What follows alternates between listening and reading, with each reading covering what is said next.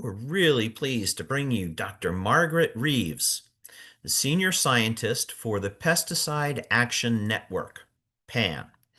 Before Margaret joined PAN in 1996, she spent 9 years in Central America teaching and conducting research in agricultural ecology with a focus on soil ecology.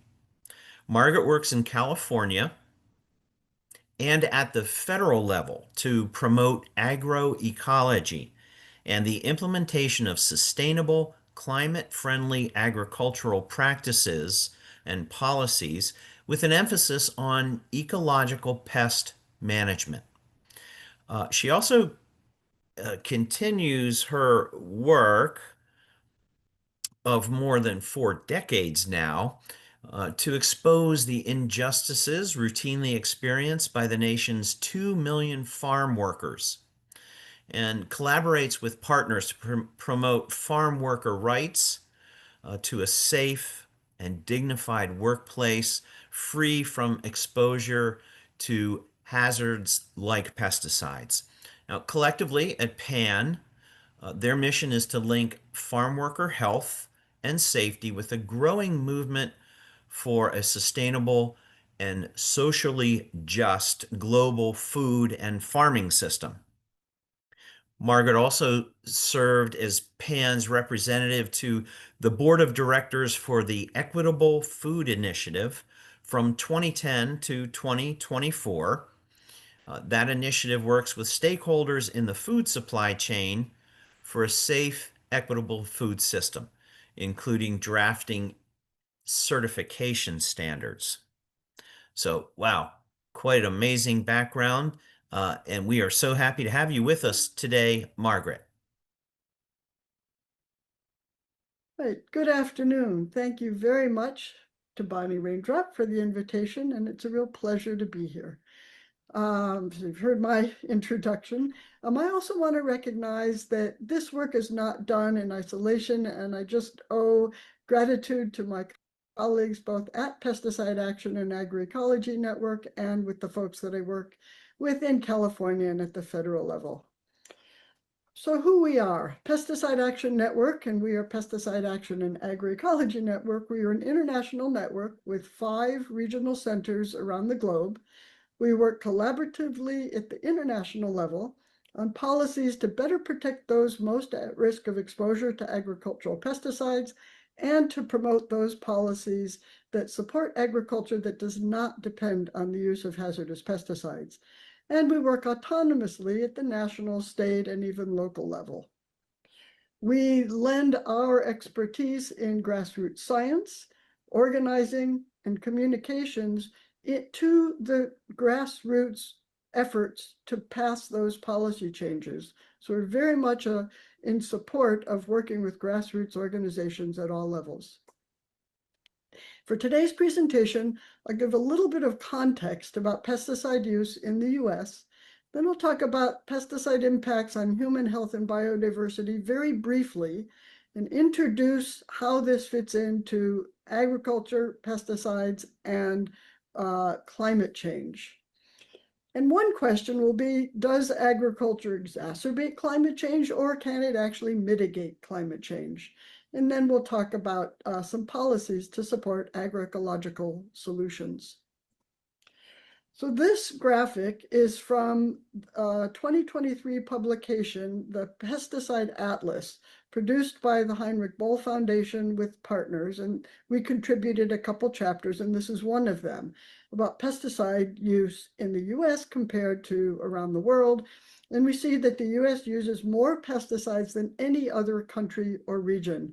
They did some great graphics in this. I encourage people to look up the Pesticide Atlas, the original 22 version and then the US version from 23.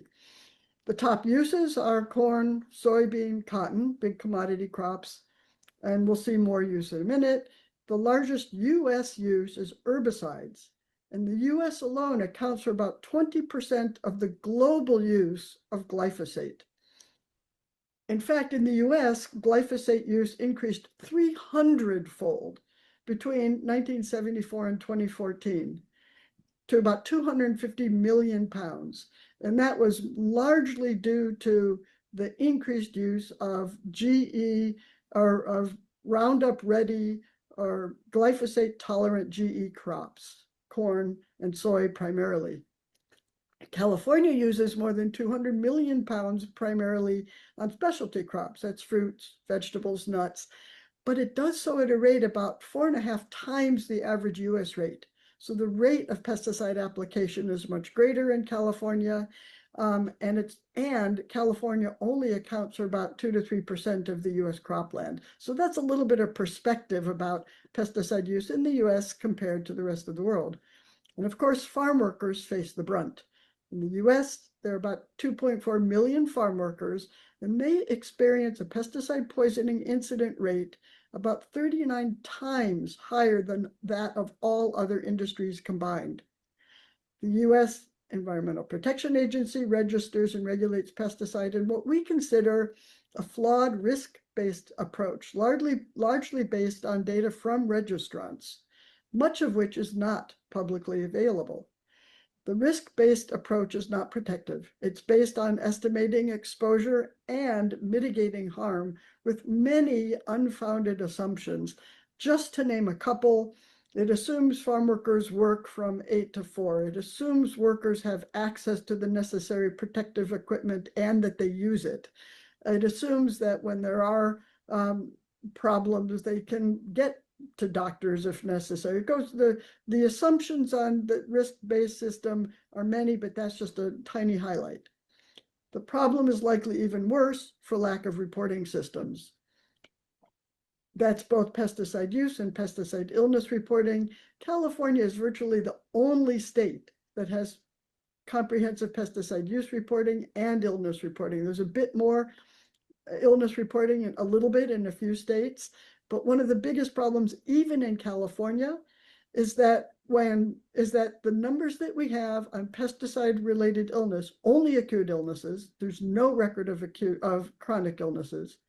But the records that we have, we think most, or at least many cases go unreported because farm workers fear retaliation or job loss. They don't recognize the signs and symptoms of pesticide poisoning. They can't get to a doctor. If they do, the doctors often do not recognize signs and symptoms of pesticide poisoning, or they don't know that there is a reporting system or how to report. So the problems go on, and for that reason, we think that what we know about illness reporting is only the tip of the iceberg. Of course, children face the greatest risks. Their little bodies are more vulnerable. They eat more and breathe more per pound than adults. And now, especially in times of climate change, heat stress exacerbates the negative impacts of pesticides on the body. And they face a real trade-off. Do you wear protective equipment and risk increasing your body temperature and the risk of heat stress? Do you not wear the protective equipment? And of course, that exacerbates the effects of pesticide exposure. Is the EU system more protective? Well, it has a hazard-based regulatory system where pesticides with any of the innate hazards, and that is carcinogenicity, endocrine disruption, developmental or reproductive harm, and a couple others. And that list of some 300 plus pesticides are periodically updated by Pesticide Action Network in their list of highly hazardous pesticides, but it's only authoritative sources that make that list. It's not our decisions about what is or is not on that list. So the EU and the UK have banned 195 pesticides and not approved another 269. The US has only banned 21, with another 81 off the market from manufacturers' voluntary withdrawals. And that's typically how pesticides get off the market in the US. Consumers are underprotected as well. The US Food and Drug Administration inspects less than 1% of imported shipments for pesticide residues. Since NAFTA, the signing of NAFTA in '92, fresh fruit and vegetable imports now constitute 50 and 25% respectively of what we consume. So there are a lot of imports, and residue levels on imports are 4 times more likely to exceed allowable levels. And remember, only 1% of imported shipments are even tested for residue levels. Here's another map from the Atlas. And this is looking at pesticide impacts on different populations. This one is insectivorous birds. So we see from 2008 to 2014, the decline in insectivorous bird populations related specifically to the use of neonicotinoid insecticides. We call them more commonly neonics. And the red symbols are more than 50% decline in populations associated with neonic use.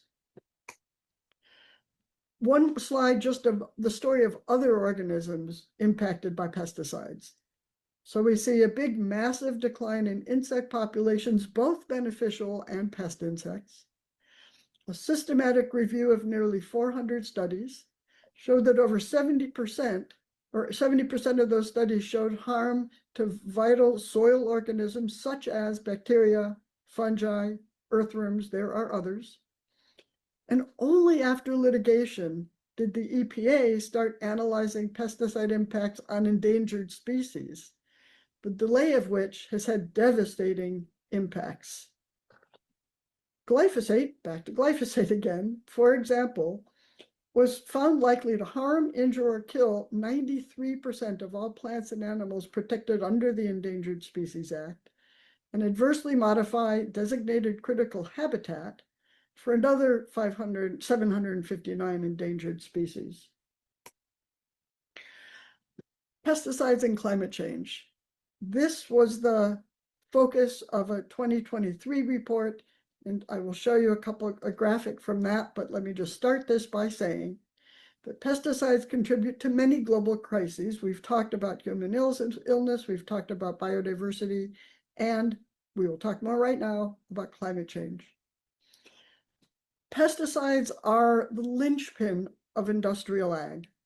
Large-scale monoculture agriculture, in which external forces control the inputs, seeds, pesticides, fertilizers, labor, and the outputs, who grows what, where, to whom do they market, what price do they get, so that these external forces can maximize profits and ignore the external costs to human health and the environment.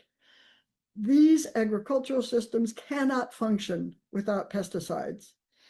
And one of the best stories about this is what we refer to as the pesticide treadmill, in which we have a banquet of food for the pests with large monoscale production, same crop in a vast area, so that pest problems are inevitable. We apply the pesticides. Some of that population of pests survive. In the subsequent populations, the percentage of the resistant pests increase, hence the need to apply ever more pesticides, more toxic pesticides, different pesticides, and those same pesticides kill what would be natural enemies of other pests that then become pests. So that's what we call the pesticide treadmill, and it's inevitable with large-scale monoculture production. In 2020, 4 agribusiness corporations controlled 50% of global seed sales and over 62% of global agrochemical sales. BASF, Bayer, Corteva, and Sinochem. US agriculture and greenhouse gas emissions. Globally, food systems account for over 1/3 of all greenhouse gas emissions, with 31% of that coming from agricultural production. So other parts about transportation, et cetera, but agricultural production.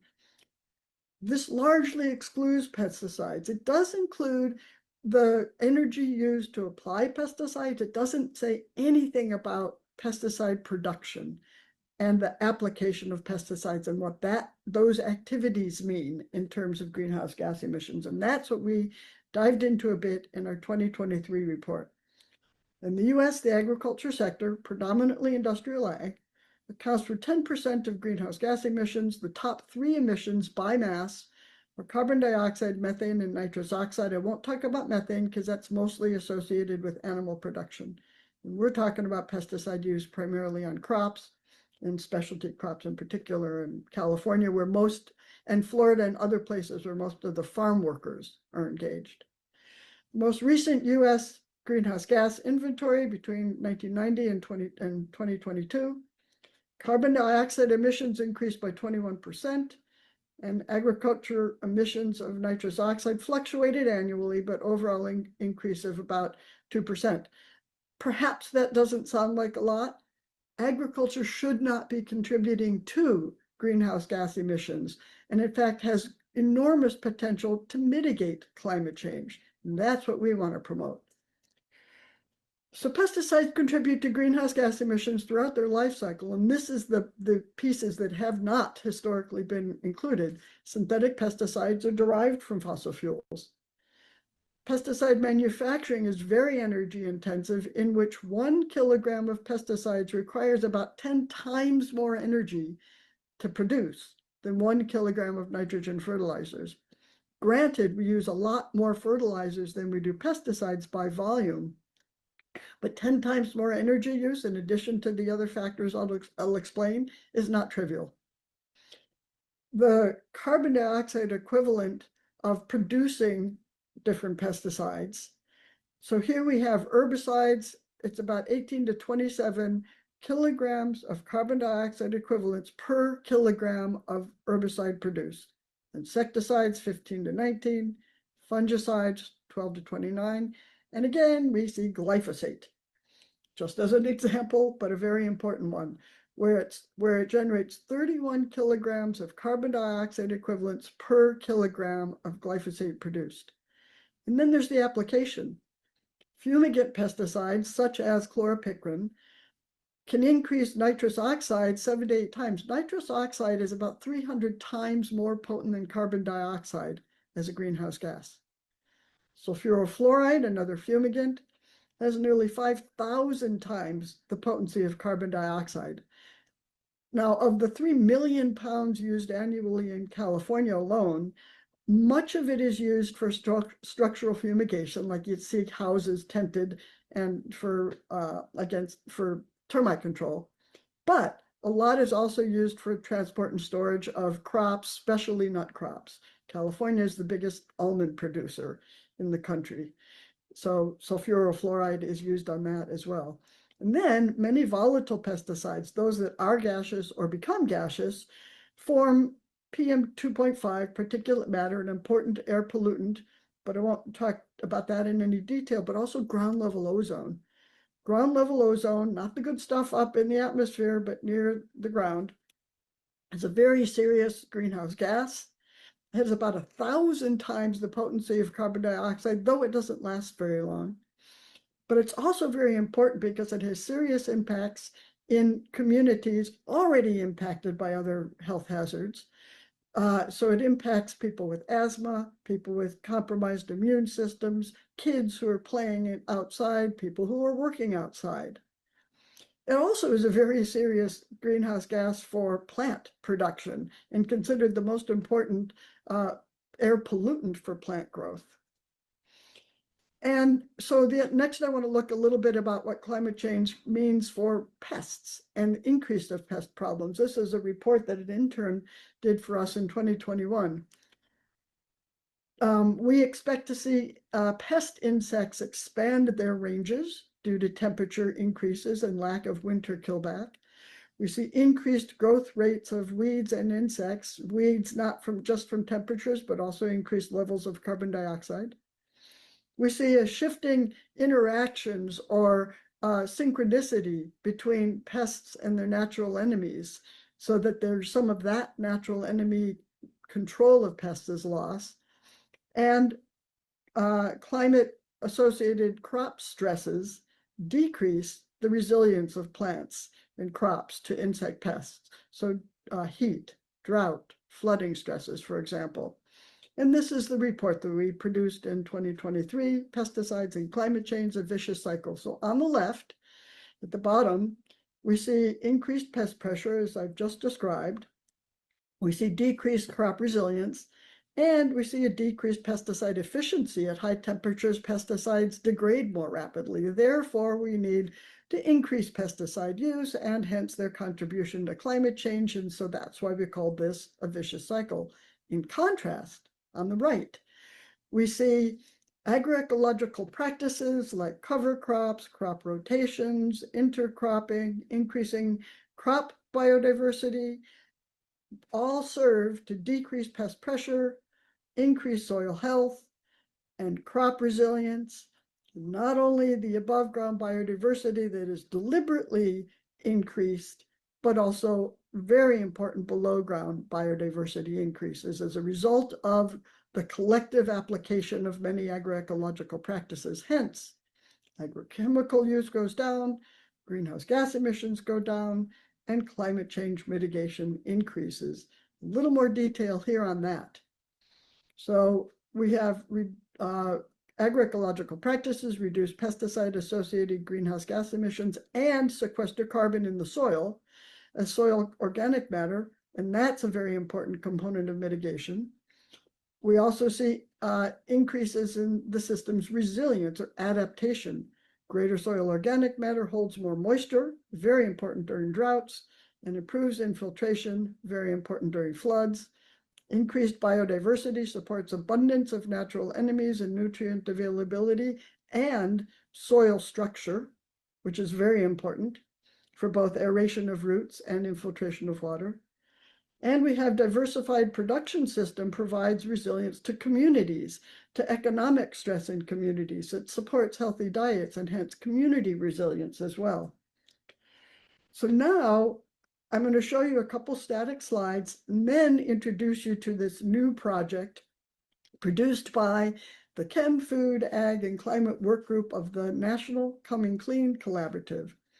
We collected geographically identified data on the human health and climate impacts of key pesticides along their supply chain, from fossil fuel extraction through formulation, application, disposal, so that we're looking in much more detail about how pesticides impact climate change.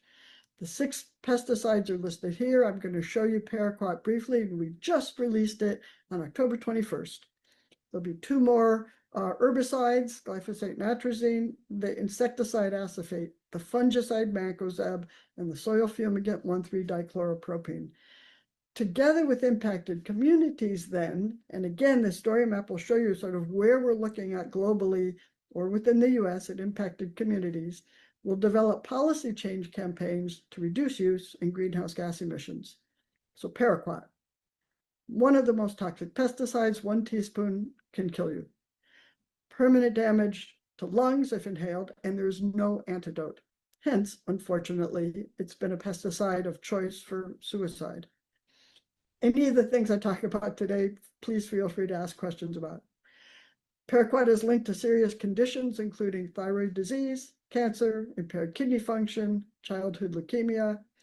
Long-term exposure is linked to Parkinson's disease, and that is the focus of many of the 8,000 and more individuals who are plaintiffs in a number of lawsuits against Syngenta, the primary producer of paraquat. And you might think about, oh, you've heard a lot of stories about glyphosate or Roundup and a lot of legal cases against Monsanto, now Bayer. So the same thing is happening with Parkinson's and Syngenta. Paraquat was first sold globally in 1962. It's now banned in over 70 countries, including China, who owns Syngenta, Sinochem, the Sinochem government-owned company, and the UK, where the paraquat is produced and imported into the US, but it's not banned in the US. There's a long history of activism around paraquat. In fact, it was one of Pan's Dirty Dozen in our first international Dirty Dozen campaign back in 1985. Here again from the story map, a static picture of paraquat use in the US. 2018 is the last year for which the US Geological Survey has presented these data. The blue points are areas from which we got testimonies from farm workers of how they've been impacted, them and their families have been impacted by paraquat. These stories are super compelling. And this is another piece that we're providing that otherwise has not been out there. Really interesting information. This is the supply chain map of Sinochem, that is Syngenta's production of bromoxone, which is one paraquat product, one of the primary ones in the US, but not the only ones.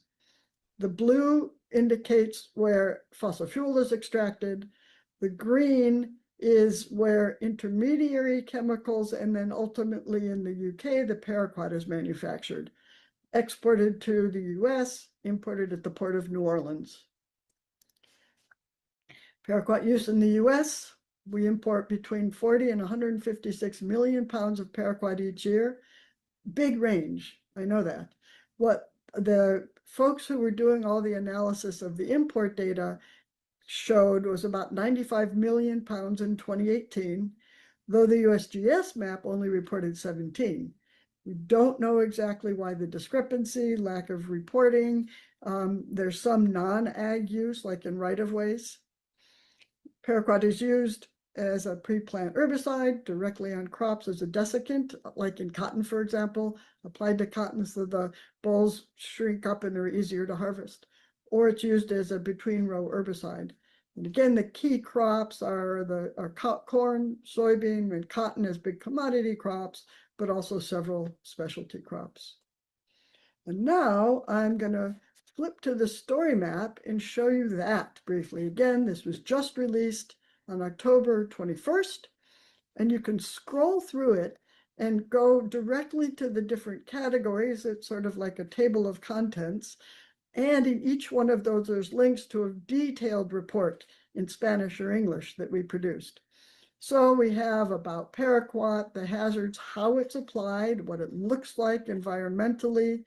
Again, the health hazards here and here, a map of all the countries where paraquat is banned. Here we have the import into the port of New Orleans. Here again, we have that US use map that I showed you already. And we show all of these several farm worker testimonies. Very compelling, very interesting. We have industry spin. We've got data showing that Syngenta and others knew full well decades ago about the hazards of paraquat and kept promoting and selling. Here we have the global map that we showed, and then it launches in to the details about all these places along the map. And you can just see quickly some of these countries and locations. I'm not going to stop. I just kind of want to give you a feeling for what this map is all about. And then in the UK, where the paraquat is produced, pyridine from India and methyl chloride from Germany. These are two of the key intermediary chemicals, themselves, of course, requiring much energy for production. Then it's shipped from the UK to the US. And it's shipped to New Orleans. And near New Orleans is one, first of all, then we talk about the impacts on communities. We talked about farm workers. Here we have the callers to the National Response Center have reported paraquat leaking from vessels into the Mississippi River or leaking from storage tanks. Or here we have a big ISO tank that flipped over. It was carrying paraquat with it resulting in a massive spill. And then we have one of the facilities in St. Gabriel near New Orleans, which is located in Cancer Alley, which is an 85-mile corridor along the Mississippi River between New Orleans and Baton Rouge, where communities live with the cumulative impacts of about 200 fossil fuel and petrochemical operations. So it puts this pesticide manufacturing into perspective along with the other elements of the petrochemical industry. And that's why the group that I said worked on producing this Chem, Food, Ag, and Climate very deliberately wanted to unify folks who are concerned about agricultural pesticides with those concerned about the petrochemical industry in other realms as well. So now then the pesticide story map talks about the pesticide-free farming, and that I will skip for now, and we will go back to this. So we saw the story map. Now the last slide is call to action. Governmental and collective action is needed to avoid the worst effects of the climate crisis on our food and farming systems. We need decisive, measurable action to mitigate climate change and strengthen climate resilience, and agriculture can and should be front and center in these efforts. Significant reductions in use of synthetic pesticides combined with transition to diversified agroecological farming is a must and is doable, and we need the support to make it happen. Policies must address barriers to farmers that farmers face in making the transition, like markets, technical assistance, loans. This list can go on, and I'm happy to talk about that and some work going on right now in California that's very exciting. And we need to support collective movements, especially of small-scale farmers, farm workers, indigenous peoples, environmental justice communities, to make decisions about the land that they steward. And so now I will end it and turn to questions from you all. Okay, thank you, Margaret. Wow, amazing set of information there. You've made a really great case as to the risk that exists, and you're pointing us toward a better way. And so let's just spend a few minutes here talking about that in particular. You just said that there was some work in California that you were excited about on the policy front. Can you say just a little bit more about that and how transferable it might be to other parts of the country, like the eastern side? Yeah, thank you very much. Yeah, so gosh, the California Department of Pesticide Regulation and the Department of Food and Ag held a 2-year workshop from 21 to 22 about sustainable pest management. In 23 came out with this big roadmap that has some really big goals, like 95% reduction in the use of what are going to be determined as priority pesticides. My short version is highly hazardous pesticides. And since that, there's been a lot of work. They actually have hired staff to implement this roadmap. There's statutory obligations and some funding, and a lot of civil society organizations are working together to implement that. One piece of which we're doing is focusing on procurement. In other words, if we can procurement, the power of procurement cannot be underestimated. One of the biggest barriers for farmers to do the good practices that require a lot of input, information, transition, changing processes is, can they sell their products? So our idea is, if the state, which has a big procurement power, can put that towards incentivizing growers to use those practices, that can go a long way to help transition agriculture. Talking about other places, there are a lot of good examples of using procurement as an engine for acquiring values-based products. There's the Good Food Purchasing Program, or the Center for Good Food Purchasing, which has worked with school systems and municipalities around the country, and there are some on the East Coast as well. So food procurement, or procurement of agroecologically produced or sustainable pest management produced, is one really good way to implement or to support this kind of transition. Wow, sounds very interesting. Maybe next year we can dive a little deeper into the policy side of things, but that does sound like some very exciting work there. Okay. So there are some questions in Q&A that we'll take a few of now, and maybe Margaret, you can answer others as we go through the conference here.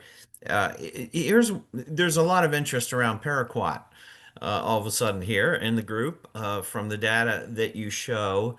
And so some people are interested, why? Why have we not banned it yet for this particular use? And a related question, Margaret, is it coming back on the scene and being used more frequently because of weed resistance? Is that one of the reasons it's coming back into the system? Very, very good question, and you hit the nail on the head. With any pesticide, whether it's an herbicide, insecticide, fungicide, etc., There will always be development of resistance, as I sort of mentioned with the pesticide treadmill. So as a response, you look for other chemicals. So with herbicides, like herbicide, I mean like paraquat, glyphosate doesn't work, you go to paraquat. Paraquat doesn't work, you go to glyphosate or dicamba or glufosinate, or there's a whole slew of them out there. And that's exactly what's happening, is Mm. people are going to different herbicides, different mixes of chemicals. So it's not going away. And to answer your question about why, well, look to the power of the agrochemical lobbies in the US, and two other big pieces of policy that have raised their ugly heads over many generations and right now big time is preemption. So a lot of push for states to for preemption so that states cannot issue stronger protections than the federal government, and what are called failure to warn or liability cases, because the likes of Monsanto and Bayer and Syngenta don't want anybody to have the capacity to sue them because of harm that those chemicals have caused. So there's a big effort in many states to enact these liability cases. And I can provide people with information, or you can actually go to the Pesticide Action and Agroecology website, look up preemption and look up failure to warn, and you can find all sorts of like currently what's going on with some of these policies. Mm. Okay, that sounds like a great resource. Wow, it's a complicated system then, isn't it? Uh, Indeed. yeah. Okay. Now, on the East Coast, you showed a map of the usage of paraquat, and in the Chesapeake watershed, we saw quite a lot of indication of paraquat use. Is that soybean and corn, which would be the two biggest grain crops in the watershed? It can be that. It's also used to kill back cover crops. And in fact, I misspoke.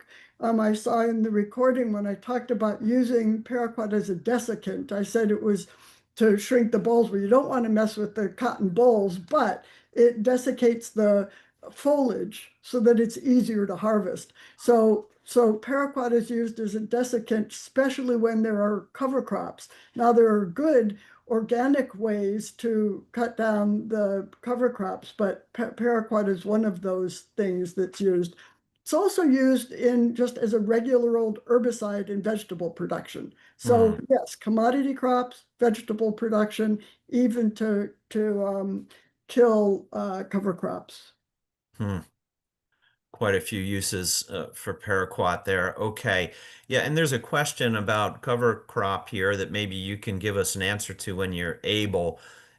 It's this conflict between the benefits of no-till and cover cropping, but those are two practices that have the potential to spur more use of pesticide. Is that something that you've dealt with in the agroecological practices guidance that you have? Yeah, that's a super important question because we get sort of big ag people saying, "Oh, but it's really good to keep the crops in the soil." So using herbicides to kill them back is just an unfortunate result of wanting to do no-till. Well, in fact, correct, a lot of no-till comes hand in hand with herbicide use, but it's not necessary.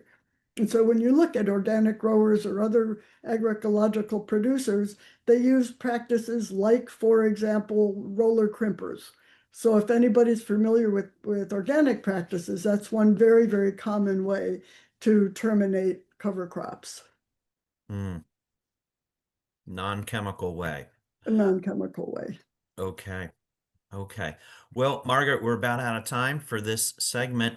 Thank you so very much. I hope we'll have you back in the future, maybe diving a little more deeply into the policy implications. But thank you for a really excellent set of information here. Thank you very much and enjoy the rest of the conference. All right. Thanks.